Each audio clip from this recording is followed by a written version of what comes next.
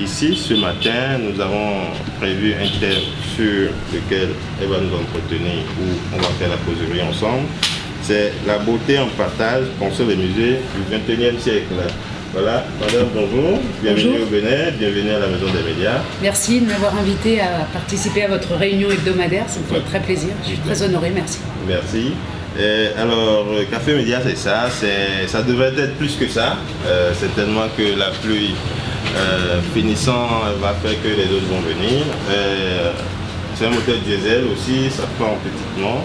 Et nous allons commencer parce que il est déjà 11h50. Alors on a plus ou moins 1h30 de discussion à faire avec vous. Alors, la beauté en partage, penser les musées du XXIe siècle. Alors, Ça veut dire quoi? Ça vous inspire quoi? Ça m'inspire quoi? Mais en fait, je vous remercie donc maintenant officiellement de m'avoir invité à cet échange. Comme vous le disiez, je suis depuis 25 ans dans la ville de Berlin, en Allemagne. Alors j'ai l'air d'une Française, mais en fait je suis plutôt une Allemande qui parle bien français. Et j'ai eu la chance de vivre cette double expérience, d'être à la fois à Berlin et à Paris.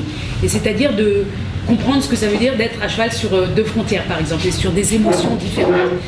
D'où la question du partage. Qu'est-ce que ça veut dire de partager quand on est ancré peut-être dans deux États, dans mon cas. Et je me suis occupée depuis toujours en tant qu'historienne, vous l'avez dit, vous l'avez rappelé, des questions de ce que j'aime appeler les translocations d'œuvres d'art, c'est-à-dire quand dans des situations en général de guerre ou dans des situations de dissymétrie de pouvoir, des États, des particuliers, mais en général des États, s'approprient les œuvres d'art, le patrimoine des autres. Alors ça commence dans mon cas avec Napoléon. Vous savez qu'autour de 1800, Napoléon s'est approprié tout le patrimoine des Italiens, des Allemands, des Belges, des Néerlandais pour mettre tout ça à Paris. Et à l'époque, moi je me suis occupée de l'effet que ça avait fait aux Allemands, qui étaient des grands perdants dans l'affaire, puisque leurs musées se sont vidés pour aller remplir ceux de Paris. Et depuis cette réflexion qui est déjà ancienne, qui m'a occupée en tant qu'historienne depuis longtemps, ça s'est développé dans le temps et dans l'espace, c'est-à-dire je ne me suis pas intéressée seulement à la question de quel effet ça fait sur des Européens de voir tout leur patrimoine être réuni à Paris, et quel effet ça fait aux Parisiens autour de 1800 de voir un musée qui s'appelait le musée Napoléon montrer le monde entier. Et voilà, donc la question des déplacements de patrimoine, des émotions qui leur sont liées, m'occupe depuis très longtemps et ont amené en effet, comme vous le disiez, Emmanuel Macron à me confier avec Felwine Sarr cette mission de réflexion sur comment mieux partager de manière plus équitable, c'est-à-dire en restituant, point d'interrogation, les patrimoines, notamment africains, qui ont été amenés en Europe et en particulier à Paris, en France, au XIXe siècle principalement, et beaucoup dans le contexte, pas toutes, mais beaucoup dans le contexte de la colonisation, ou on pourrait même dire de la violence coloniale. Voilà, c'est ça la chose. Et je voudrais juste ajouter d'emblée tout de suite, et puis entrer avec vous dans la discussion, mais le fait que ma venue à Cotonou et au Bénin en particulier était une initiative prévue depuis assez longtemps par l'ambassade de France et l'ambassade d'Allemagne ensemble, et que est venue par-dessus s'ajouter la mission très importante d'Emmanuel Macron que je mène en tandem, en binôme, j'allais dire presque en symbiose avec Felwine Sarr, et on s'est donné comme principe avec Felwine qu'on ne parlait pas de notre mission séparément l'un de l'autre. Lui, quand il en parle, et il s'efforce de m'associer quand il est interviewé, et moi aussi, on est toujours ensemble, sauf aujourd'hui, en fait, c'est vraiment une exception, et je voudrais vraiment le souligner, parce qu'on s'est donné comme principe de répondre à ces questions qui occupent nos deux continents, d'y répondre ensemble. Moi, d'un point de vue un peu européen, puisque je suis à Berlin étant française, et lui d'un point de vue panafricain, puisqu'il s'occupe de l'avenir de l'Afrique en venant du Sénégal. Et on pense que c'est aussi pour ça qu'Emmanuel Macron nous a confié cette mission à nous deux, parce qu'on représente plus que la France et un pays africain, on représente un peu autre chose. Et donc, voilà, je suis très heureuse d'en parler, et en même temps je me sens un peu divisée là, parce que normalement j'ai Felwine à côté de moi et on répond ensemble, et on a des points de vue un peu différents, et c'est dans la différence que se crée notre mission. Voilà, juste pour l'avoir dit une fois. Les deux bonnes se complètent, le plus et le moins. Je ne sais pas si c'est plus et moins, ou plus ou moins, mais en tout cas ce qui se complète, ou ce qui fait qu'on a un discours ensemble sur cette question, c'est que pour ma part, comme le dit Felwine lui-même, je suis vierge sur l'Afrique, c'est-à-dire que l'Afrique n'est pas mon sujet d'étude ni mon sujet biographique premier, Et lui, Felwine dit, c'est super bien que tu sois vierge sur l'Afrique, parce que ça veut dire que tu y vas avec un regard sans préjugés. Voilà, donc mon domaine, moi, c'est ma spécialité, mon expertise, c'est les patrimoines déplacés et la question des musées et les émotions que ça peut susciter, politiques, économiques, etc. Et lui, son domaine, c'est aussi et beaucoup l'avenir de l'Afrique. Voilà, sujet sur lequel je suis vierge, et ça fait que mis ensemble, alors est-ce que c'est plus, est-ce que c'est plus moins, est-ce que c'est moins, j'en sais rien, mais ça crée une énergie, une bonne énergie, et ce qui nous lie beaucoup, c'est qu'on a exactement le même âge, on est nés tous les deux en 1972, c'est-à-dire qu'on est tous les deux au milieu de notre vie, et qu'on a eu l'impression tous les deux qu'après avoir pensé un sujet, le sien, l'Afrique, et le mien, les spoliations pendant 20 ans, on est très heureux de passer de la pensée, de la théorie, à la pratique. Et si Emmanuel Macron nous a proposé à l'un et à l'autre de mettre les mains dans le moteur maintenant, voilà, même si on est plutôt des intellectuels, des universitaires, on s'est dit voilà, si on a une chance historique de passer à la pratique en tant qu'intellectuel, il faut la saisir et il faut en faire quelque chose. Et ça nous unit, et ça je dirais que c'est plus. D'accord, merci. Alors, les musées au XXIe siècle, comment vous voulez tout ça? Alors d'abord, il n'y a pas les musées, hein. Il y a un musée, plus un musée, plus un musée, plus un musée. Les musées, c'est comme l'humanité, c'est fait d'individus. Donc on ne peut pas dire qu'il y a le musée du XXIe siècle, il y a des voies différentes. Et il y a sûrement une différence de paradigme entre la situation en Europe et la situation, par exemple, en Afrique. Donc, avec une situation très dissymétrique. Des musées européens dont on peut dire qu'ils ont tellement engrangé au fil de leur histoire, qu'ils sont devenus presque trop pleins, mais qu'en même temps ils ont une sorte d'autorité, d'institution qui existe depuis 200 ans et qui a été boulimique, qui s'est approprié les objets du monde entier et qui on vit maintenant, et c'est un capital symbolique, mais c'est un capital réel, hein. Les pays européens font de l'argent avec ça c'est les musées, mais pas seulement de l'argent, ils suscitent la créativité de leurs artistes. Tout le monde sait que, par exemple, Picasso, Man Ray, les expressionnistes allemands et autres se sont électrisés grâce aux musées qui les ont mis en contact avec l'art africain sans qu'ils viennent, par exemple, en Afrique. Donc, des institutions qui ont une belle autorité en Europe, et puis du côté africain, ou en tout cas pour ce que j'en ai vu jusqu'à maintenant, une autre situation qui est liée à différents facteurs, mais d'abord au fait que le musée c'est une idée plutôt européenne au départ, donc ici en Afrique il y a aussi des musées, mais qui ne sont pas forcément le modèle préféré de tout le monde. Ils existent, et quand ils existent ils sont bien, mais voilà, c'est pas le seul modèle possible, d'une part, et puis d'autre part, comme dans beaucoup de cas, ces collections historiques n'étaient plutôt pas là.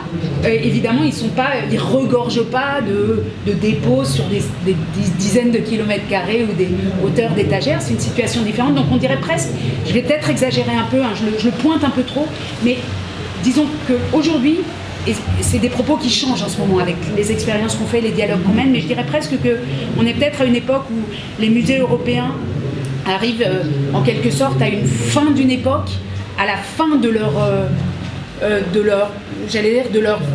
grandeur, qui va continuer d'exister, bien sûr. Elle n'est pas à la fin au sens où les musées vont disparaître, mais à la fin d'une espèce, peut-être, j'exagère un tout petit peu, mais d'une forme d'arrogance peut-être aussi. On est les musées européens, on sait comment parler du patrimoine. Donc ça, on arrive à un moment de changement de paradigme, peut-être une autre modestie, ou l'idée que maintenant il faut être plus équitable dans le partage de cette beauté, de ces richesses, de ce patrimoine culturel. Donc peut-être une fin de parcours qui est un début nouveau, et du côté peut-être africain, alors je parle sous votre contrôle, mais quelque chose qui serait plutôt comme un moment de début, où tout va être pensé maintenant, si le retour de ces œuvres se fait, pas seulement grâce au retour des œuvres, mais grâce à la dynamique générale ici de la création contemporaine, du désir de voir des choses. Alors, est-ce que ce seront des musées ou d'autres formes? On verra bien, mais en tout cas, un moment où l'art, le patrimoine arrive dans la réflexion là-dessus, et à un moment, plutôt à un moment zéro, mais pas zéro au sens négatif, mais plutôt au début, quoi, hein, année zéro au sens où on va construire maintenant. Et je pense que c'est beau qu'on puisse, avec cette question de restitution, au moins parler de ça, de parler de qu'est-ce que ça nous a fait à nous d'Européens d'avoir été aussi enrichis pendant si longtemps de collections que nous ont léguées nos ancêtres, qui se les ont appropriées parfois, pas toujours dans la violence. Donc c'est pas nous qui avons été violents, mais on en a bien profité. Et puis les Africains d'aujourd'hui, qui ne sont pas non plus ceux qui ont été violentés par le passé, mais qui ont envie d'en faire quelque chose de nouveau, de dynamique, d'innovant, peut-être, ou peut-être pas. On ne sait pas, et c'est pas à moi de le dire en tout cas. Voilà, donc un moment où on peut parler de ces choses de manière plus libre et moins tabouisée que ça a pu être le cas, par exemple en France, pendant des années, où quand on parlait de restitution ou de la composition des musées, les personnels politiques et même les personnels des musées avaient plutôt tendance à dire on n'en parle pas, c'est très beau, c'est très bien, c'est des lieux de culture, stop. Et le fait de parler du côté brillant et du côté sombre de ces institutions, je pense que ça va aussi les décomplexer en quelque sorte, au sens positif, et les rendre elles aussi plus conformes à leur époque, à notre époque. Voilà. Merci. Voilà, brièvement, elle a planté le décor. À notre habitude, je vais vous laisser la parole et vous allez poser des questions ou faire des apports. Michel, je ne t'ai plus vu il y a longtemps, c'est tellement que tu es venu pour elle. Présentation et puis... Là. C'est une coïncidence heureuse. Je pense que la restitution des biens culturels, vous êtes européen. Comment est-ce que vous vivez ça personnellement? Puisque vous avez parlé tout à l'heure d'émotion. En même temps que si on veut parler d'émotion, pour ce qui concerne les Africains comme moi, je sais déjà le débat que cela a suscité, surtout au niveau des médias en Afrique. Mais vous, en tant qu'Européen, comment vous ressentez ça? Et comment vous appréciez la réaction du président français par rapport à ce sujet précis? Parce que récemment, le président du Bénin, lors d'une visite, est revenu encore sur le sujet. Ça a fait même l'objet d'une mission spéciale. Voilà. Je vous remercie beaucoup de votre question qui me touche. Annonce sans beaucoup de précautions, c'est-à-dire en Afrique même, à Ouagadougou, au mois de novembre, devant des étudiants, dans un lieu où il peut penser que sa parole va être prise très au sérieux, il annonce son désir de restitution, il utilise ce terme-là. Alors, ça, c'est déjà arrivé dans l'histoire française que des présidents utilisent la restitution comme sujet à des fins politiques. Nicolas Sarkozy l'avait fait avec la Corée du Sud, c'était même à des fins économiques. Mais ici, ce qui est très historique et qui change le paradigme, c'est que quelques jours après Emmanuel Macron, le président du musée du Quai Branly, Stéphane Martin, c'est-à-dire un homme de musée, au lieu de faire comme d'habitude les gens de musée en Europe, quand il y a une annonce politique comme ça, normalement vous avez un politique qui peut utiliser, parce que ça l'arrange politiquement, le terme de restitution, mais normalement tous les musées derrière, en France, en Allemagne, en Grande-Bretagne, jusqu'à maintenant, bloquent. Ils disent mais non, c'est un politique qui annonce ça, mais nous les conservateurs, on est fait pour conserver, sans nous, ce sera seulement une fois qu'on sera mort, on restituera, etc. Normalement, il y a ça. Ce qui s'est passé, ce qui est historique cette fois, c'est que vous avez le pouvoir politique et le pouvoir des musées, un homme de musée qui dit, Stéphane Martin, quelques jours après Emmanuel Macron, mais oui, c'est mon projet aussi, je suis d'accord, je vais y aller. Alors ça a surpris beaucoup de monde parce que ça n'avait pas été le discours des musées jusqu'à maintenant, ni de Stéphane Martin d'ailleurs. On a eu l'impression qu'il changeait d'avis. Bon, pourquoi? On n'en sait rien, mais en tout cas ça ouvre une fenêtre considérable, et le fait que cette mission nous ait été confiée à Felwine Sarr et à moi, et le fait que aussi Felwine l'ait acceptée par exemple, après s'être méfié naturellement, puisque comme il le dit volontiers, quand l'État français demande ça, un Africain, il le dit, hein, je réponds un petit peu pour lui, et ce serait vraiment bien qu'il soit ici parmi nous, peut-être à une prochaine occasion, mais voilà, on se méfie, on est sceptique, on se dit mais est-ce que je vais être instrumentalisé, etc. Et le fait que Felwine ait accepté aussi, et moi aussi, je me suis dit, tiens, il se passe quelque chose d'historique. En tout cas, le fait qu'on ait accepté, nous qui sommes des universitaires, qui ne sommes pas dans le pouvoir politique, c'est des signes qu'on a l'impression qu'il y a une réelle volonté. Voilà. Donc ça, c'est ma réponse d'historienne, impliquée dans son temps, engagée dans son temps, avec un engagement qui, pour moi, a toujours été un engagement jusqu'à présent, un engagement très sérieux, mais neutre politiquement. Mais là, on me demande de concourir à avoir une action politique. Parfois dire que restituer, c'est se flageller, se repentir, s'humilier en disant oui, on a été des mauvais colonisateurs et maintenant on restitue et donc on se fait mal. Moi, je le vois pas comme ça, et j'aimerais bien que ce soit pas compris comme ça en Europe. Moi, personnellement, si cette restitution a lieu, et et si ça fait sens. Il va falloir aller jusqu'au bout des réflexions pour voir si ça a lieu, comment ça fait sens, comment peuvent être resocialisés les objets, etc. Mais si ça a lieu pour moi, ce serait, et si ça se passe bien, et si ça se passe dans le dialogue, comme on a commencé à le faire ici il y a quelques jours, et si le dialogue continue, ce serait, de mon point de vue d'européenne, avec mon tempérament, ce serait une manière de dire, écoutez, on a profité de la créativité africaine, de ces objets qui ont enflammé nos artistes au début du XXe siècle, pas seulement, pendant longtemps, mais Picasso, les expressionnistes allemands, Man Ray, tous ceux que j'ai évoqués, qui ont eu leur créativité électrisée par l'arrivée de ces œuvres africaines, et qu'on fait Picasso, etc., en interaction avec l'art africain à Paris, à Londres, à Berlin, ça nous a formés, nous, Européens, en quelque sorte. Et mon geste, maintenant, ce serait de dire merci. Un geste de gratitude, c'est-à-dire rendre, avec l'idée qu'il faut, maintenant, au début du XXIe siècle, penser à un rapport beaucoup plus équitable, beaucoup plus juste, mais qui n'est pas un rapport de les uns sont les gagnants, les autres sont les perdants, mais de penser ensemble un avenir meilleur. Ça fait un peu idéaliste de dire ça, mais je le pense sérieusement, c'est-à-dire une humanité meilleure qui serait plus équitable. Et cette question d'équité, pour moi, elle est très importante, liée, pour ce qui me concerne moi, personnellement, à l'idée de gratitude. Et moi, je trouve que dire merci, alors je ne dis pas merci à l'Afrique d'avoir été violentée et d'avoir perdu son patrimoine, et je ne dis pas non plus merci au gouvernement précédent français d'avoir toujours dit non quand il y a eu, ou même de les ignorer, d'avoir été très arrogant avec ces demandes de dialogue. C'est pas ça, merci. Mais merci, ce serait merci, voilà, on en a bien profité, et maintenant, ce serait vraiment juste que la créativité des pays africains, des jeunes artistes, des enfants, des adolescents, en se frottant avec ces œuvres historiques, et en les remettant en rapport avec leurs contemporains et avec leur avenir, fassent quelque chose ici aussi. Donc merci, et puis allez-y à votre tour, profitez-en aussi en quelque sorte, enfin c'est évidemment légitime, mais moi c'est comme ça que j'aimerais le voir. Donc c'est la deuxième partie de ma réponse, et ma troisième partie de réponse, comment je le ressens émotionnellement, voilà, c'est biographique aussi, mais pour moi, avoir engagé le dialogue avec Felwine Sarr, rien dans ma biographie scientifique ne me conduisait à engager le dialogue avec un grand professeur d'économie sénégalais sur des questions culturelles.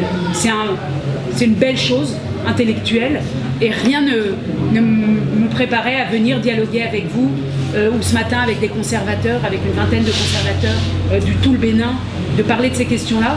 Donc je peux dire que rien que d'en parler déjà, rien que d'avoir ce tandem avec Felwine, rien que cette méthode-là, cette configuration, de se dire allez, on y va, on en parle, et même si ça rate, même si on n'arrive pas à ce qu'on voulait, au moins pour la première fois depuis 100 ans, on aura parlé de ces questions-là ensemble.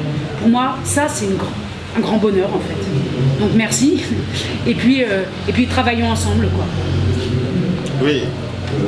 Je suis Koutso Lataniel, je travaille pour le magazine Amina. Je vais poser trois petites questions. C'est vrai que je n'aimerais pas revenir dans la plaine, mais Ramsès II et Ramsès c'était long plus conservé jusqu'à maintenant. À cette époque-là déjà. Mais nous autres au Bénin, c'est bien beau, vous êtes avec votre collègue sur la restitution des œuvres du Bénin. Mais pensez-vous qu'une fois que ces œuvres d'art spoliées aient été restituées au Bénin, pensez-vous que nous autres, Béninois, nous puissions les conserver comme ils étaient déjà conservés là-bas en France, dans vos musées? Et troisième question pour terminer. J'ai ouï dire que ce ne serait pas tout facile, madame, que la restitution des œuvres d'art béninoises au Bénin, il y a un côté juridique qui va pouvoir mettre un grain de sel dans le processus. Est-ce que vous en savez un mot? Vous en parlez? Je vais vous répondre du point de vue qui est celui de mon travail. Je ne prends pas une position supérieure, mais je résume vos trois questions. Celle du devoir moral, celle de la conservation ou de la présomption d'incapacité de conserver, présomption ou réalité, mais en tout cas cette question-là, et la question juridique. Je voudrais bien commencer, si vous voulez, par la question de la conservation. Pour moi qui suis historienne, ces discours sur l'incapacité des dépossédés de conserver leur patrimoine, je le connais depuis très longtemps. Ça commence avec les Français sous Napoléon qui considèrent que les Italiens sont incapables de conserver leurs tableaux, que les églises sont humides et qu'un beau tableau de Raphaël dans une église d'un petit quartier de Rome ou de Spoleto ou je ne sais quoi, c'est une œuvre perdue et que donc il faut évidemment, puisque les Italiens, disent les Français de l'époque de 1800, sont incapables de conserver leur patrimoine, il faut leur prendre et l'exposer au musée Napoléon, c'est-à-dire le Louvre, où à l'époque il y avait en effet des très grandes équipes de conservateurs, etc. Et ça s'est redit, la même chose au retour.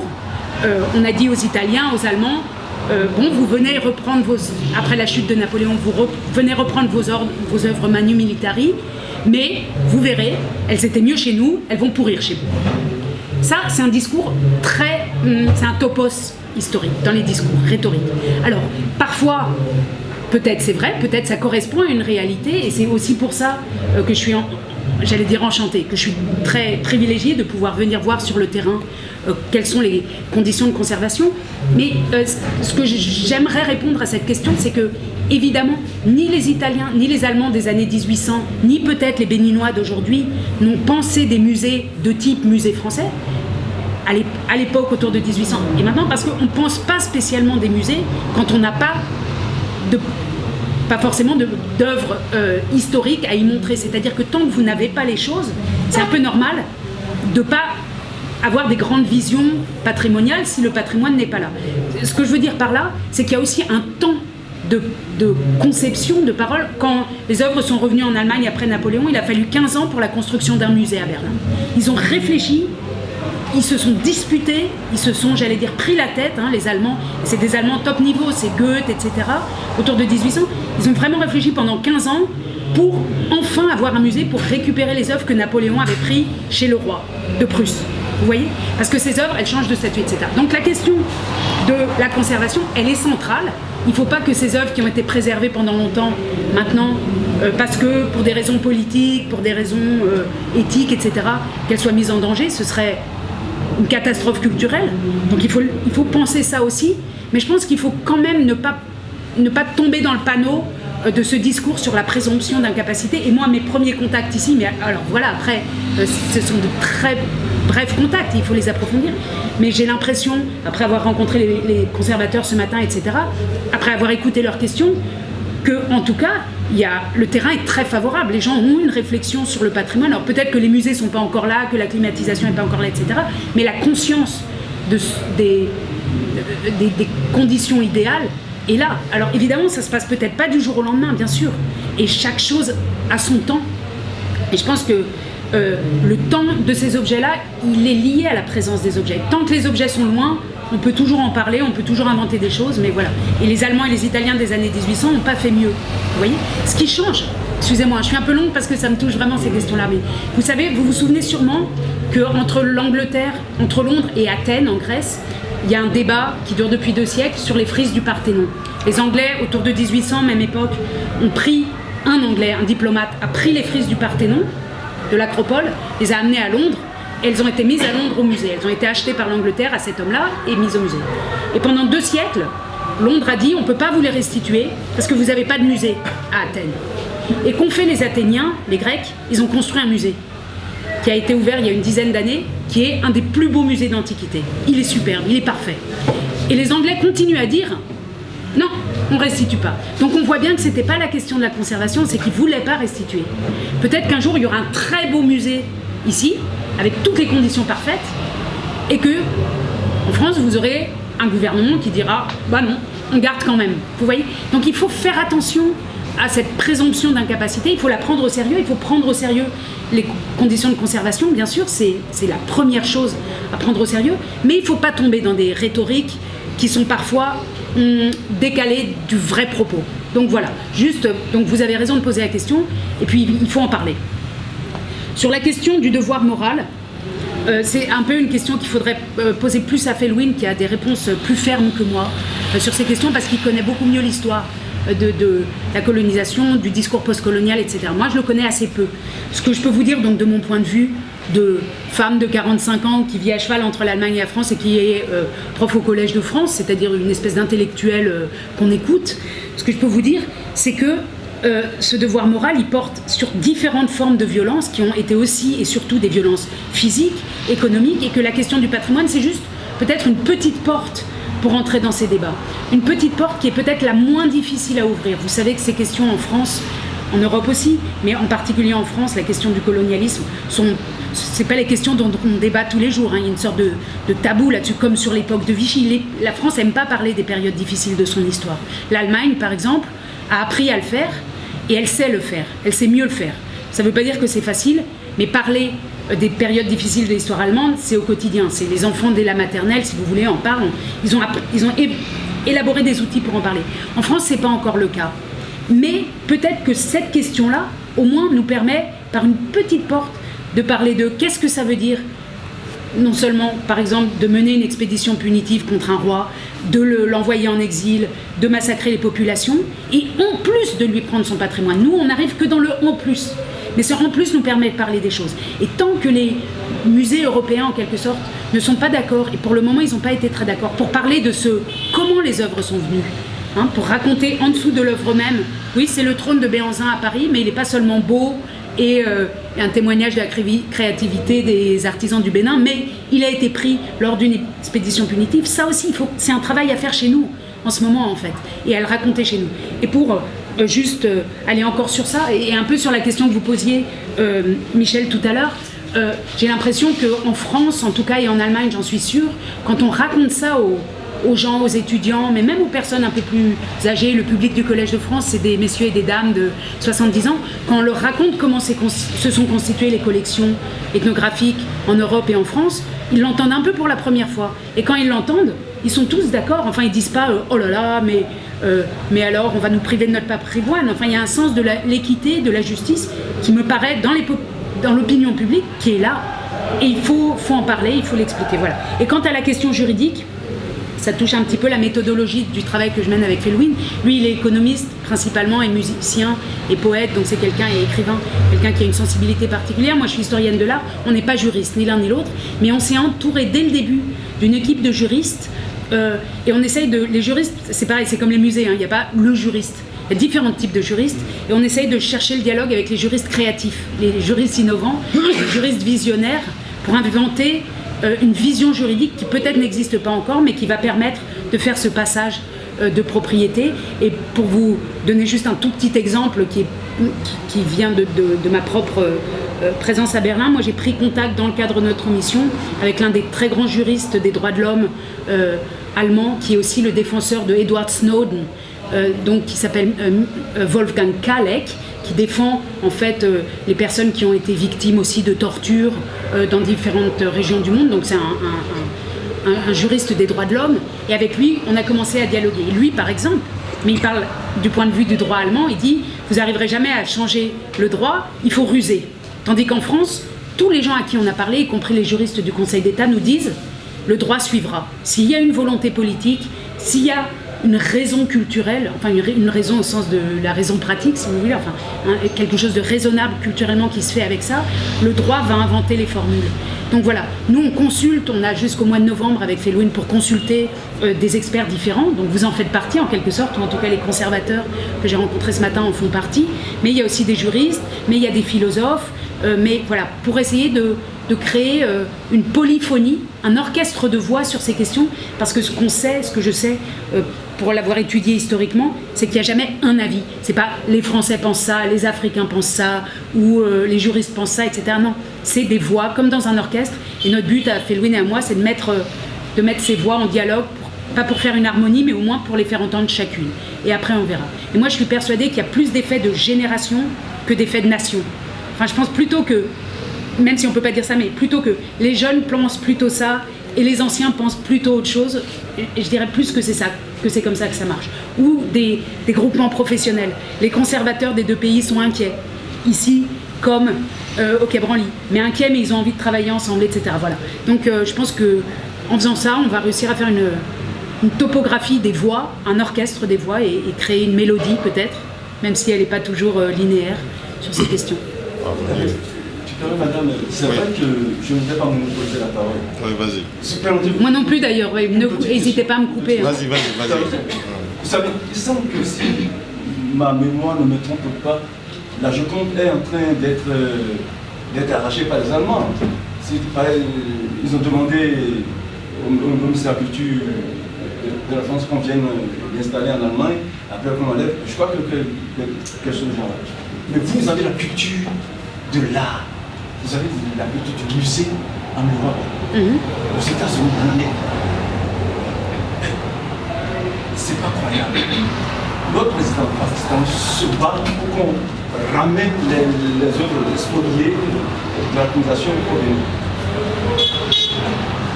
Nous ne nous intéressons pas au musée ici nous-mêmes en tant que Béninois. Vous autres, à l'âge d'or, tout petit, on vous amène déjà dans le musée pour aller voir les collections, etc. Donc, si on restitue ces œuvres d'art au Bénin, il n'y a plus les touristes blancs, nous autres qui viendront visiter ces musées. Qu'est-ce que vous en pensez? Que nous-mêmes, qui soyons béninois, nous n'ayons pas, après toutes ces rites-là, tout ce qu'on va faire, que nous n'ayons même pas la possibilité d'aller dans ces musées pour admirer ces œuvres d'art que vous autres, déjà là-bas, l'Europe, vous pourrez pour aller observer. Je vous remercie de votre question qui est très juste aussi et je voudrais en répondre et j'essaye de répondre un peu plus rapidement pour pouvoir multiplier les possibilités de questions. Répondre en deux réponses. Vous dites que nous les Européens on va au musée quand on est tout petit. C'est vrai. Est-ce que je peux vous dire puisque oui on nous apprend, on a une culture du musée. Voilà. Et là je voudrais dire que cette culture du musée elle n'est pas arrivée du jour au lendemain. Ça a pris 200 ans. Si vous voulez. Le musée, c'est à peu près quelque chose qui se crée au milieu du XVIIIe siècle en Europe. Et il a fallu 200 ans de musées, des musées partout, pour qu'aujourd'hui, en effet, on emmène les enfants des écoles au musée. Donc c'est quelque chose de long. Première réponse. Deuxième réponse, si moi-même j'ai 2 enfants, adolescents, si vous les emmenez au musée, même s'ils sont habitués à la culture du musée, etc., si je dis à mes filles, dimanche on va au musée, elles me regardent, comme si c'était la punition du siècle. Elles détestent les musées. Elles n'ont pas envie d'y aller. C'est mort, c'est mou, c'est pas dynamique, ça les intéresse pas. Donc, même s'il y a une culture du musée, disons, une culture dominante ou une évidence du musée, c'est difficile avec certains, et en particulier avec les jeunes. Donc ça veut dire que c'est une évidence construite, mais que c'est pas une évidence, vécue. Il n'y a pas un besoin de musée. Les enfants à 6-8 ans, mes filles, etc., elles vous disent pas laisse-nous aller au musée dimanche, on va s'électriser aux œuvres de Picasso, etc. Elles regardent YouTube si elles peuvent, si elles ont Wi-Fi. C'est ça qui les intéresse, d'accord? Donc ce que je veux dire par là, c'est que le musée, c'est en effet un modèle européen qui existe quand même dans certains pays africains. Il y a de beaux musées d'art contemporain, par exemple, hein, ça existe, mais personne ne dit qu'il va falloir qu'au final, ce soit le modèle du musée ici qui marche. Si les musées marchent, pourquoi pas? Si, avec l'énergie innovante qui est en train de se mettre en place, si avec le discours sur la question des restitutions qui est en train de se mettre en place lentement ici, un groupe, quelqu'un, une dynamique, des conservateurs comme ceux que j'ai rencontrés ce matin et qui disaient la même chose que vous, disent au final, écoute, le musée, non. Le musée, ça va saouler nos populations. Ils n'auront pas envie. Ils n'auront pas envie de prendre la route pour aller à Porto Novo, en moto sous la pluie, pour aller voir des choses. C'est pas leur truc. Et bien peut-être que le modèle à inventer, et c'est des modèles qui sont en train d'être réfléchis en Europe pour lutter contre l'ennui des enfants, etc. Ce sera, ok, mais on prend une œuvre. D'abord, on va l'expliquer avant, sous d'autres formes, dans les écoles, etc. Et puis après, peut-être qu'on la met dans un camion et on l'amène là où sont les gens. Et puis si on s'aperçoit que tout le monde s'en fout, dans 50 ans, même si en ayant travaillé cette idée de différentes formes, ça marche pas, eh ben, on en tire des conséquences. Mais il faut essayer, pourquoi pas essayer, voilà. Et je pense que ce serait vraiment dommage de se dire, non, nous, ça nous intéresse pas, voilà. Donc, on veut pas les voir. Essayons, essayez. Et puis, vous verrez bien. Moi, je pense que... je pense, et alors je suis peut-être trop optimiste là-dessus, mais je pense que si on pense le musée comme lieu d'archives de la créativité, comme une espèce de bibliothèque, où par exemple des artistes contemporains peuvent aller se dire waouh, il y a 100 ans, il y a 200 ans, ils avaient trouvé, ou les Égyptiens, ils avaient trouvé des solutions très habiles pour fabriquer des chaises qui en plus sont très design et tout. Voilà, c'est des archives et ça permet d'aider à l'avenir. Et si on les pense comme des archives de créativité, pas quelque chose de mou, mais quelque chose de mort, mais quelque chose qui converge et converse avec le présent et l'avenir, ça peut marcher. Et si ça marche pas, je pense quand même que c'est pas une raison de se... Merci. Pardon. Merci. Et Delphine? J'allais n'arrive pas à lever le doigt, mais puisque... Ouais, je te désigne. Je n'ai pas le choix. C'est comme en classe. Tu désignes la En fait, c'est par rapport au rapport que vous remettrez à Emmanuel Macron. Est-ce que ce sera un rapport qui va orienter sa pensée, c'est-à-dire en gros, on est pour la restitution ou on est contre la restitution, ou est-ce que ce sera plutôt un rapport qui fera un état des lieux de ce qui existe, de l'état d'esprit, voilà. Est-ce que c'est pour l'orienter ou pour nourrir sa réflexion, et est-ce que c'est lui seul qui décidera de ça? Pareil, réponse en deux temps. Dans la lettre de mission qu'il nous a adressée à Felwine Sarr et à moi, il ne nous pose pas la question est-ce que vous trouvez ça bien ou pas bien les restitutions, hein. C'est décidé. Enfin, il ne dit pas j'ai décidé la restitution, mais il dit je vous demande, en l'espace de 6 mois, de réfléchir à des modalités qui permettront, dans l'espace de 5 ans, d'organiser des restitutions. Donc, il nous demande pas notre avis. Hein. Il nous demande pas est-ce que vous êtes d'accord ou pas d'accord. Mais évidemment, nous, on est assez malins, si vous voulez, puisqu'on est habitué à écrire des rapports, etc., pour transformer, enfin pour malgré tout donner notre avis sur cette question. Mais en effet, le but premier de ce rapport, c'est une topographie, ce que je disais un peu, une description du paysage, tant chez nous, qu'est-ce que ça peut faire éventuellement à des Européens de perdre, est-ce que le terme de perdre est bon, ou est-ce que c'est un don en retour, ou un... Voilà. Donc de ce côté-là aussi, voir comment se sentent les conservateurs en ce moment. On est allé à la rencontre des gens qui soignent ces œuvres depuis plusieurs décennies au musée du Quai Branly. On leur demande aussi, et ça vous fait quoi? Et je peux vous dire une réponse, bon c'est comme ça que je l'ai ressenti, mais une des réponses, j'avais l'impression un petit peu, c'était ça nous fait un peu peur. Enfin, ils l'ont pas dit comme ça, hein. C'est moi qui l'ai traduit comme ça pour moi, et je crois que je suis assez proche de ce que j'ai ressenti. Ça nous fait peur, mais un peu comme, vous savez, comme on a peur la première fois qu'on va faire l'amour, en quelque sorte. Il va se passer quelque chose où on est deux, où ça va être nouveau, où tout le monde nous raconte que c'est bien, mais on sait pas ce que c'est. Ça fait peur, mais il faut y aller. Donc un espèce de ça fait peur comme ça. Donc nous, on va plutôt essayer de faire une topographie de ces inquiétudes, de la portée symbolique, philosophique, etc. Et puis des institutions qui existent, de ce qui a été déjà fait. Et puis aussi, le pas, en fait, encore avant, et ça, on va le faire la semaine prochaine, on va commencer la semaine prochaine, parce que personne ne l'a, ce document-là. On voudrait créer qui sera sans doute en annexe du rapport, mais une sorte d'atlas de la provenance des œuvres au musée du Quai Branly. C'est-à-dire qu'aujourd'hui, le musée du Quai Branly a des bases de données, vous pouvez aller voir d'où viennent les œuvres et tout, sur Internet, mais personne n'a une carte d'Afrique où on voit 2200, je dis n'importe quoi, hein, j'ai pas les chiffres en tête, 2200 objets du Bénin, 5000 objets du Mali, 4 objets du Nigeria parce que c'était pas une colonie française, etc. Donc faire cet atlas-là aussi, je pense qu'Emmanuel Macron en aura aussi besoin pour prendre sa décision. Quant à savoir qui va prendre sa décision finale au bout, est-ce que de toute façon les conditions, ce qu'il appelle les conditions, seront réunies dans son agenda politique à lui, dans ses 5 ans, dans son enveloppe de temps à lui, on verra bien, c'est pas de notre ressort. Nous, on met toute notre énergie intellectuelle, notre temps, on s'investit, hein, on y va. Moi depuis que cette mission nous a été confiée début mars, et Felwine aussi d'ailleurs, on a mis de côté toutes nos autres obligations et on s'occupe de ça, et on s'en occupe avec tout notre cœur, quoi, et toute notre âme, et on va essayer de bien faire, mais plutôt quelque chose de descriptif, mais comme vous savez bien, on décrit ce qu'on veut en même temps. Donc on décrira ce qui nous paraît important d'être décrit. Et nous, on cherche les voies contraires. Hein. On cherche beaucoup. On ne cherche pas que ceux qui sont d'accord avec nous. D'ailleurs, on n'est pas d'accord avec nous-mêmes, donc c'est la bonne nouvelle, on évolue. Mais on veut mettre ensemble des voies contraires et on pense que c'est de cette friction des voies contraires que va naître une sorte de pragmatisme de la vérité, en fait, ou quelque chose comme ça. Voilà. Oui, l'ami. Présentation et questions. Oui, allô. Allô. Pensez-vous concrètement que la restitution ne donne pas les possibles pour nous, donc on veut le déclasser. Donc peut-être qu'il y aura quelque chose à faire sur ce critère-là de déclassement, qui n'est pas changer toute la loi, mais dire il peut y avoir d'autres critères de déclassement à partir de maintenant. On ne dit plus ce vase ne m'intéresse plus, mais on dit ce vase intéresse quelqu'un d'autre plus que nous, pour des raisons historiques, je ne sais pas. Hein. Mais là, il va falloir faire appel à la créativité des juristes, d'une part, et d'autre part, j'ai oublié votre seconde question, pardon, j'ai noté 2 fois la même. Dans quel cas s'inscrit votre visite? Non, quel cas s'inscrit ma visite? Alors ça, c'est une question qui s'adresse presque plutôt à Pierrick, mon voisin de gauche. J'ai été invitée ici il y a à peu près 6 mois, à la fois par l'ambassade d'Allemagne et l'ambassade de France, à faire une conférence, tout simplement, une série de conférences qui auront lieu la semaine prochaine.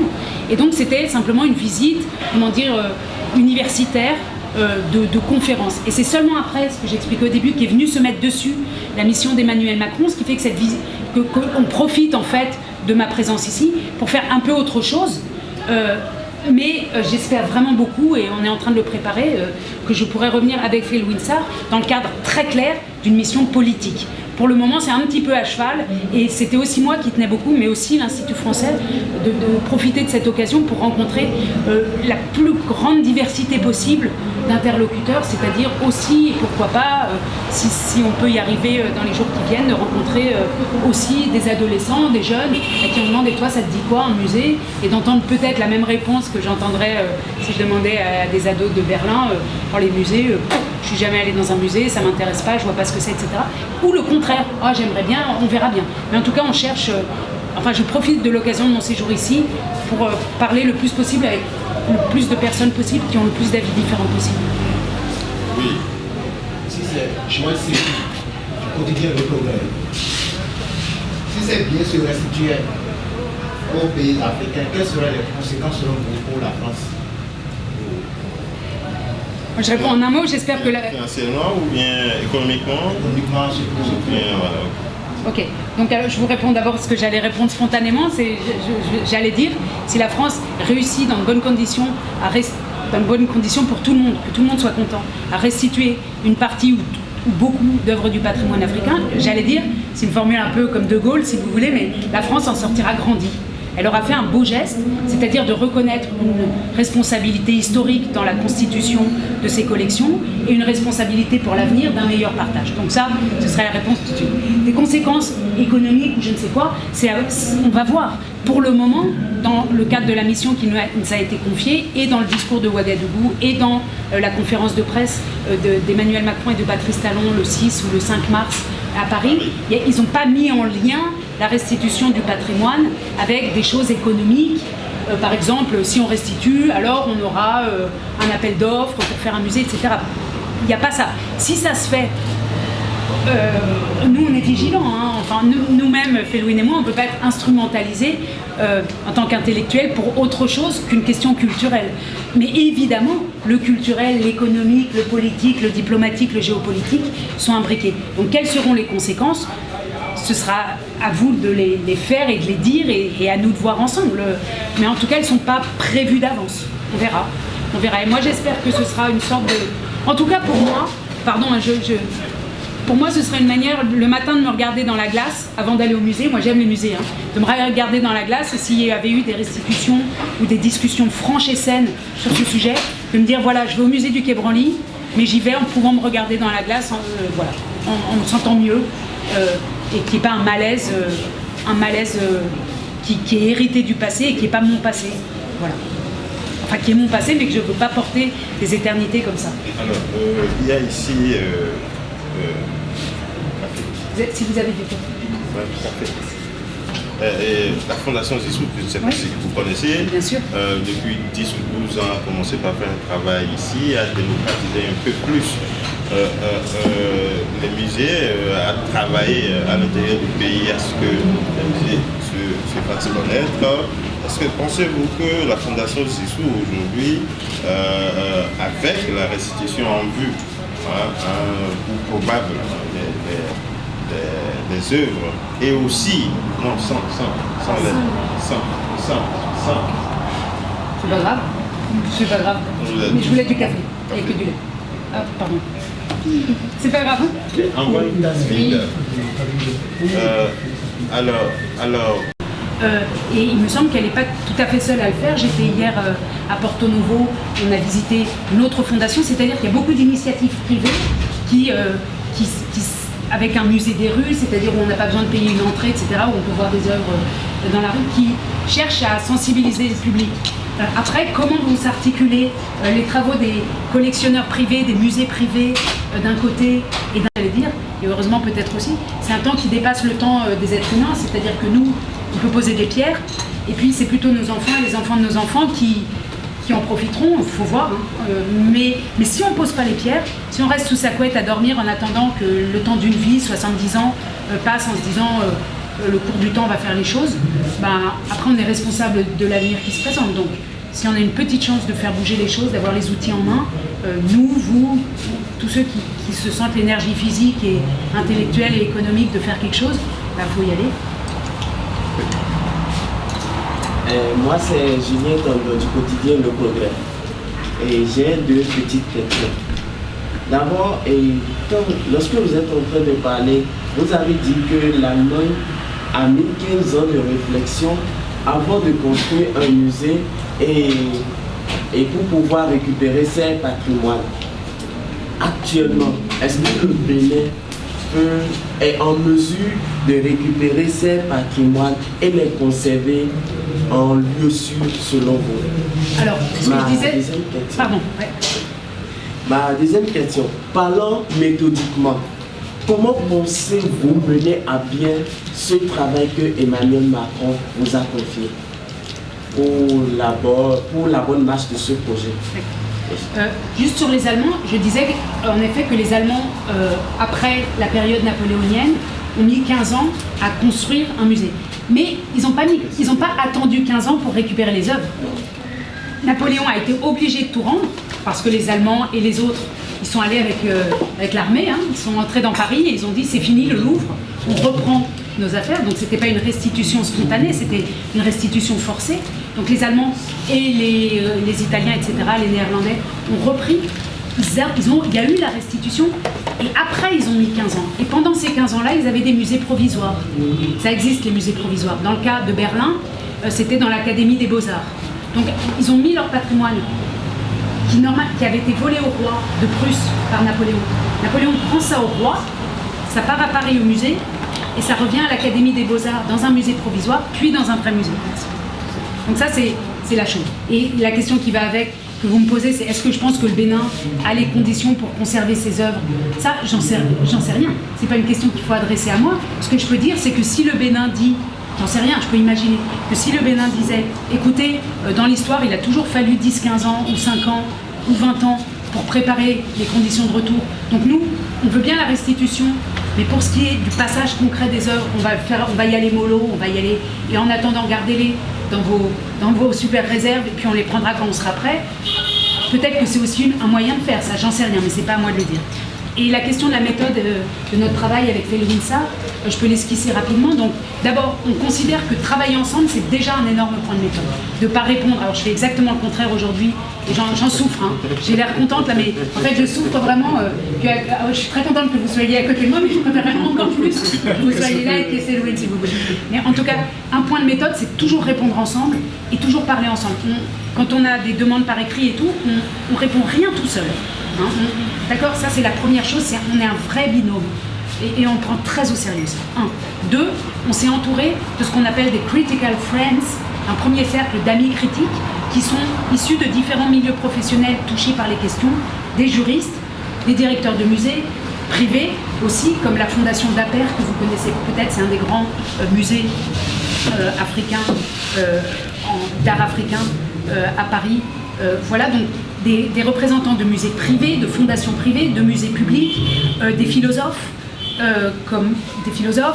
des artistes contemporains comme mon collègue et ami de Berlin, Bonaventure Ndikung, qui est un poète, qui fait de l'art, qui pose ces questions de restitution en termes d'art contemporain. Voilà, des gens comme ça qui sont nos amis critiques qu'on peut soit réunir, soit appeler au téléphone en disant « oulala, là ça coince juridiquement, qu'est-ce qu'on peut faire? Est-ce que vous pouvez faire un petit atelier, vous les juristes entre vous, etc. » C'est donc un premier cercle.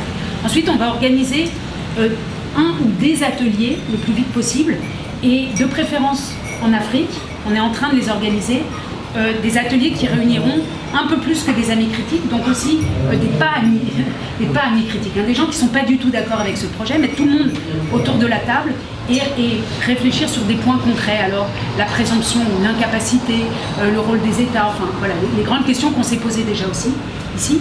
Et puis on a notre travail, ensuite il y aura un troisième siècle. J'espère que ça ne va pas durer des siècles, 3 siècles. Un troisième cercle autour qui est, on va aller rencontrer quelques personnalités qui sont plus âgées, qui sont des anciens, qui ont déjà beaucoup travaillé sur ces questions, comme l'ancien secrétaire général de l'UNESCO, Amadou Mta Mbo, qui vit à Paris et qui déjà en 1978, il y a 40 ans, avait déjà tout dit sur la question. On va essayer d'aller, c'est un vieux monsieur maintenant, on va essayer d'aller à sa rencontre et d'autres personnalités. Voilà, là ce sera plus des dialogues comme ça. Et puis, en termes de méthode, ce que je disais tout à l'heure, pour notre travail personnel, donc au quotidien, quand on se lève le matin, on va fabriquer cet atlas avec l'aide des conservateurs. On va mener des dialogues comme on le fait là. Felwine le fait aussi. On se retrouve au début du mois de mai aussi à Dakar dans le cadre de la Biennale pour parler en marge de la Biennale de Dakar de ces questions. Donc voilà, on essaye d'être le plus interactif possible, le plus modeste possible aussi. Enfin, on y va de manière humble. Et on n'a pas de réponse encore. On y va et on verra au fur et à mesure du travail quelles sont les réponses, enfin, quels sont les points qui s'imposent à nous pour formuler des recommandations. Léonce? Oui, tu as préparé des questions pour Madame Savard. C'est le premier intervenant. À cause de la pluie qui est venue plus tard, je vais le taquiner. Alors, je vais revenir un peu à votre parcours. Nicodème d'abord. Nicodème. Nicodème, vas-y. Présentation et questions. Je m'appelle Nicodème Nkoumouké, je viens avec l'éclairant. Le plat s'appelle comment? L'éclairant. L'éclairant. Ok. Claironné. Claironné.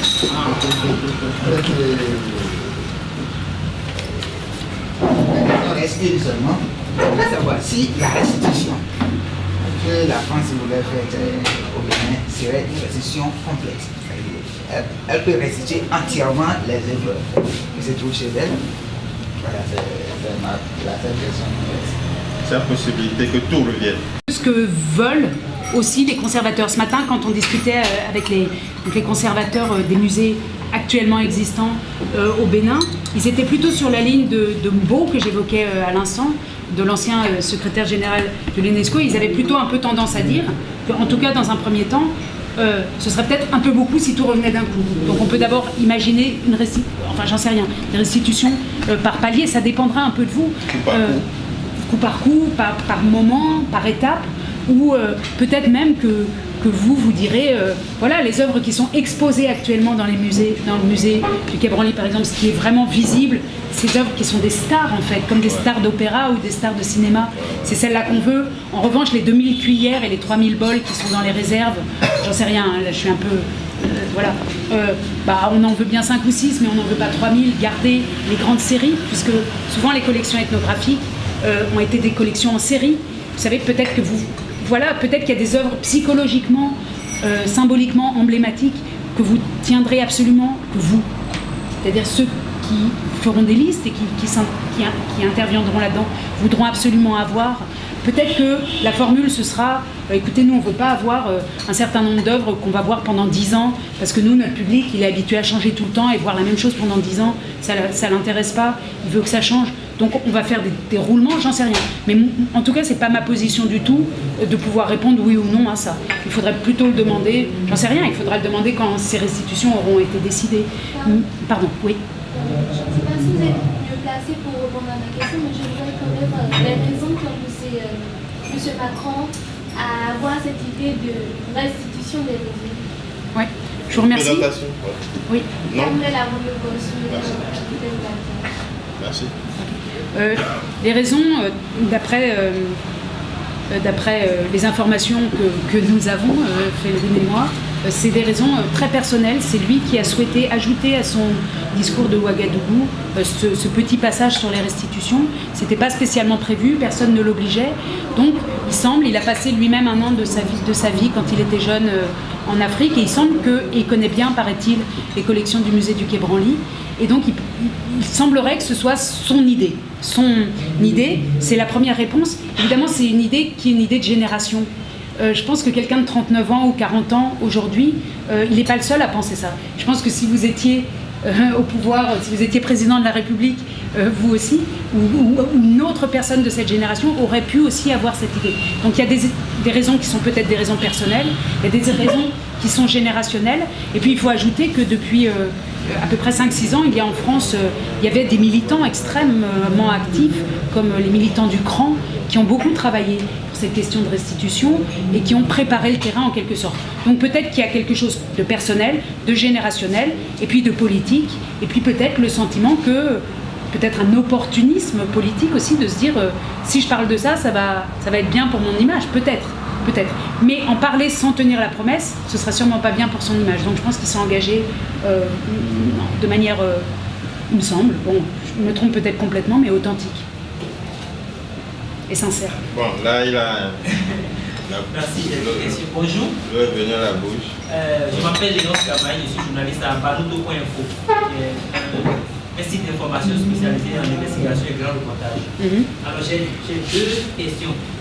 À quelle échéance pourrait-on, à partir de quand pourrait-on espérer le début de ce processus-là de retour? Ça a déjà commencé bien évidemment, mais de façon concrète, le début là de ce retour des mesures. À quelle échéance peut-on espérer cela? Ça c'est ma première question. La deuxième question c'est, je prends la chose un peu à l'envers. Est-ce qu'il n'y aura pas un manque à gagner pour la France économiquement? Parce que je suppose que c'est des œuvres qui sont visitées, tout le reste. Donc économiquement, est-ce qu'il n'y aura pas un manque à gagner pour la France que de rapatrier ces œuvres-là vers le Bénin ou d'autres pays africains qui ont fait la... Je vous remercie de vos questions. Sur l'échéance, donc la lettre de mission qui nous a été confiée demande de réfléchir aux conditions d'une restitution dans les 5 ans, dans l'espace de 5 ans. C'est ce qui est écrit. Nous, on pense, après avoir eu quelques échanges, que ce serait bien déjà à l'intérieur des 5 ans qu'il y ait des moments qui sont peut-être pas encore juridiquement vissés, parce que justement ces changements de loi, etc., peut-être que ça va prendre du temps, mais qu'on montre déjà que la volonté n'est pas seulement bonne, mais qu'elle est réelle, et qu'il y ait déjà peut-être des moments, des étapes à l'intérieur des 5 ans. Moi, si je vous réponds avec mon sentiment personnel, j'ai l'impression qu'il y a un désir imminent, en fait, que si du côté béninois, par exemple, le terrain est prêt, rien n'empêche que ça aille assez vite. Et vous savez que le président du musée du Quai Branly était aussi au Bénin ces jours-ci pour voir comment faire. Donc je pense que c'est imminent. Hein. Je ne pense pas qu'on est dans une logique de bon, dans 5 ans, on va commencer à faire travailler les juristes, et dans 50 ans, les juristes auront fini de travailler, et dans 100 ans, hein, je pense qu'il y a une envie que ça aille vite. Et sur la deuxième question, pardon, le manque à gagner, il y aura sûrement... Enfin, je retourne moi aussi la question. En effet, ces œuvres dans les musées européens, dans les musées en tout cas qui font payer des droits d'entrée, c'est pas le cas de tous les musées européens. Vous savez qu'au British Museum, l'entrée est gratuite. Depuis la création du musée en 1753, on entre gratuitement au British Museum. Mais en tout cas, dans des musées comme le musée du Quai Branly ou les musées de Berlin, on paye une entrée. C'est vrai que voilà, c'est un capital économique. Je pense que, d'après ce que disent les musées, le lien entre l'investissement pour conserver les œuvres et ce qui arrive en termes de tickets d'entrée, ça ne couvre pas. Les tickets d'entrée ne couvrent pas l'entretien des œuvres, etc. Mais bon, il y aura sûrement, ou peut-être, un manque à gagner, et c'est important de penser cette dimension économique, mais en même temps, en 1815 aussi, quand le Louvre a été vidé de tous ses trésors pris dans toute l'Europe, voilà, les Français se tapaient la tête contre les murs. Il y a des caricatures d'artistes, des représentations d'artistes français qui pleurent parce que tout repart. Ça n'a pas empêché le Louvre de se relever en quelque sorte. Hein. En effet, il a été vide, et comme je vous disais, les musées, c'est des institutions qui absorbent.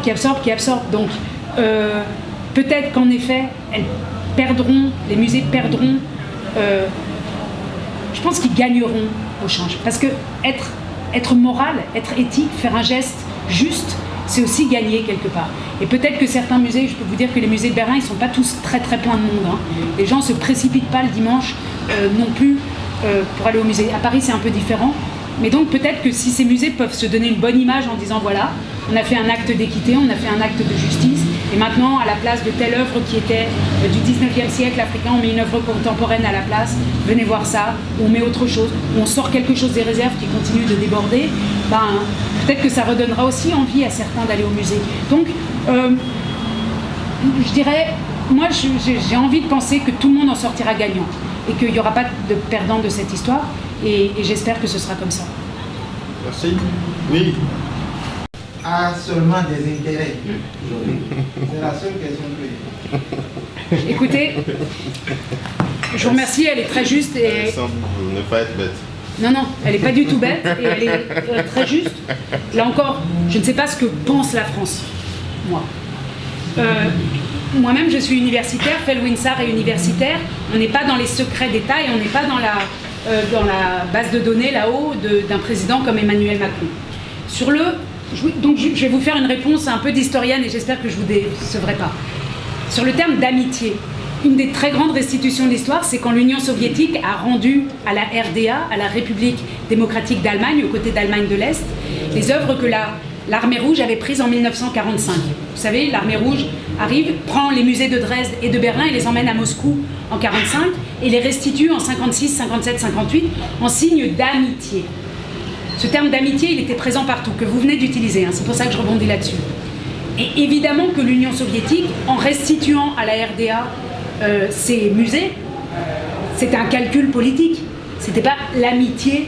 Voilà, à l'époque, tout se passait sous le terme d'amitié. Néanmoins, ces œuvres sont revenues.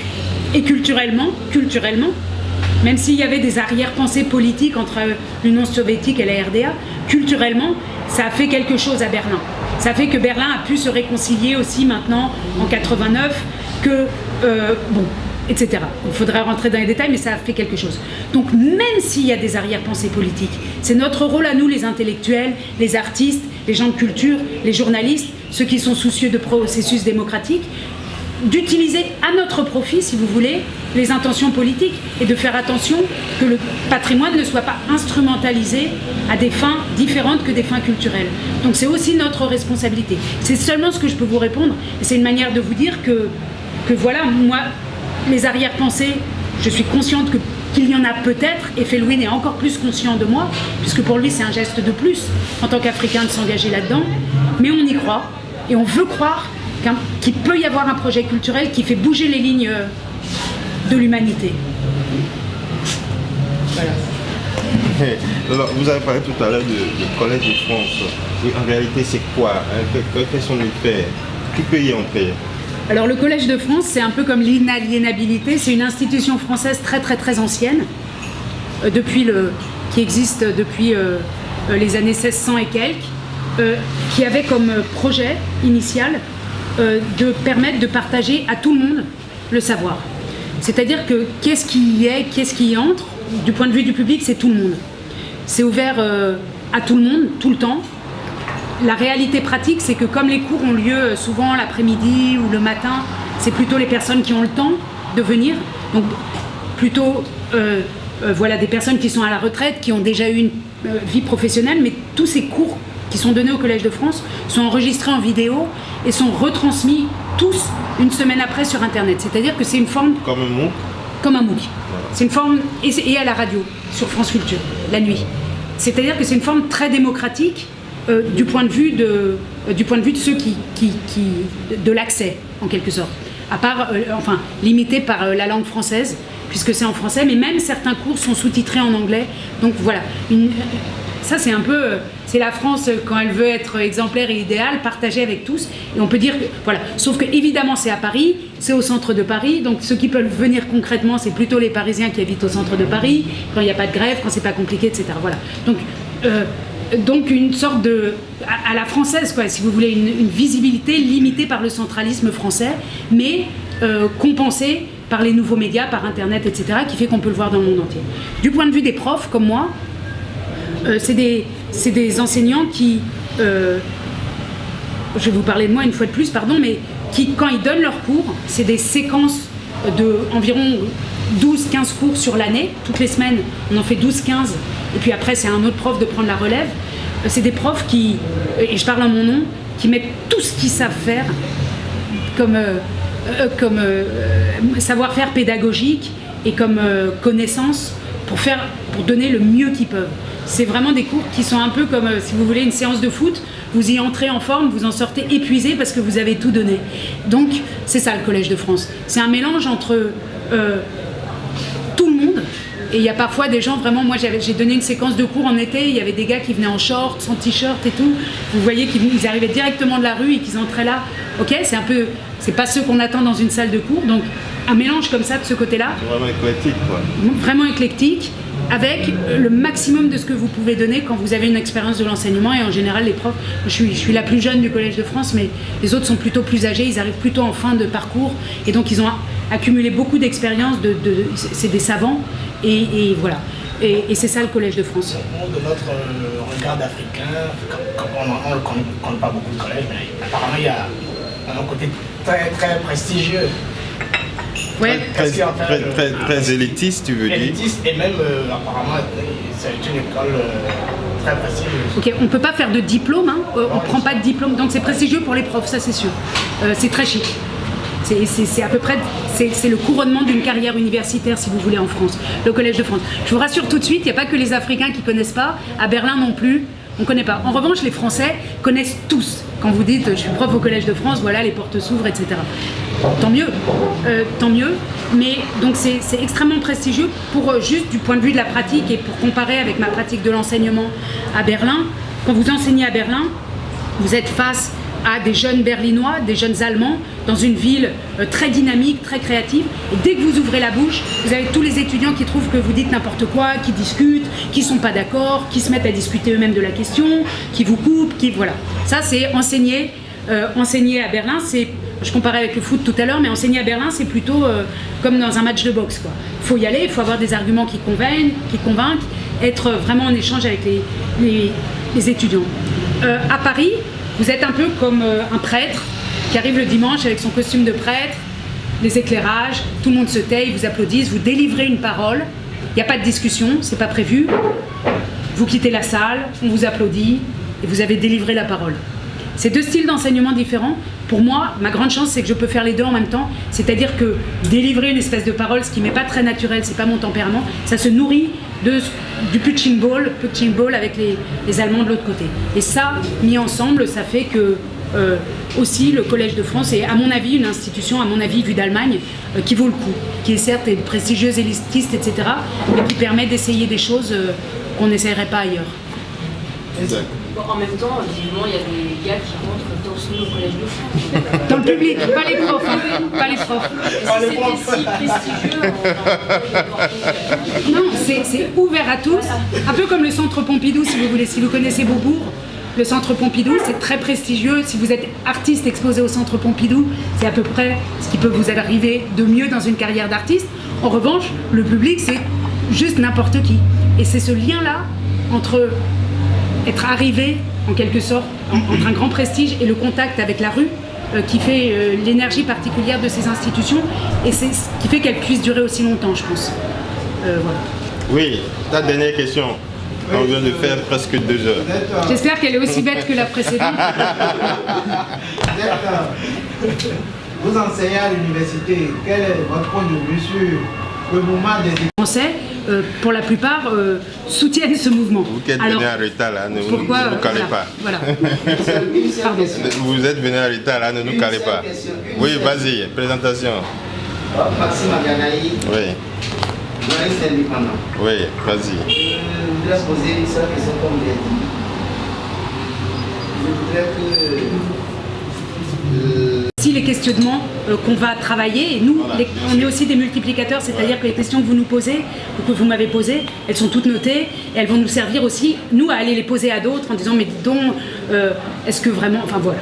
Donc pour ça, c'est vraiment remarquable, et je vous remercie infiniment d'avoir aussi bien préparé le travail. J'aimerais juste vous prier, si vous reprenez certaines des choses qu'on a dites, et si vous le pouvez, je sais que les formats sont différents, mais de bien mentionner le fait qu'on travaille ensemble avec Felwinsar et que c'est un état exceptionnel que je sois sans lui ici, que je regrette en partie, qu'on reviendra avec lui, mais on ne sait pas exactement quand, c'est pas encore... et c'est très très important pour lui et pour moi, on est une présence commune, donc n'oubliez pas de le dire, et que ça donne pas l'impression qu'il y a une petite... Enfin, qu'il y a quelque chose de dissymétrique. Hein. On est vraiment main dans la main et en plus on s'apprécie beaucoup.